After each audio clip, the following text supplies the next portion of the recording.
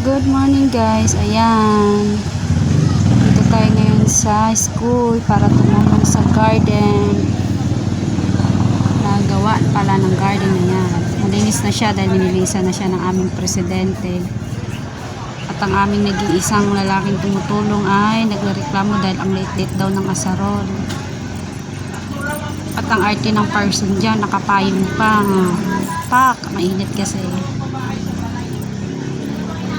Kaya tayo nagpapayong napakainit. So daldal, more chika-chika habang nagagawa. Dahil napagod na ako sa pagkagawat ng payong at di ako makakilos ng ayos. Binitawan ko na si payong.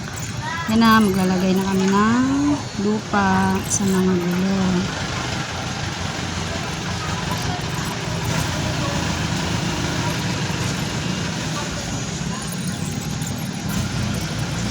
Sabi ni kuya, bakit daw sa ako lang ang may camera, o dapat daw kasama din sila ni Pres. Ayan na, sa kanila na nakaharap yan.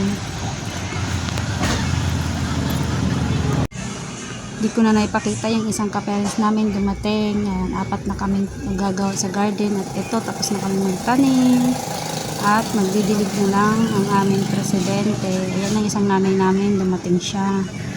Kanina hindi ko na nakuha ng video dahil napakainit na, baka sumabog ang aking cellphone. Ayan na, dilig-dilig muna bago mag-uwian.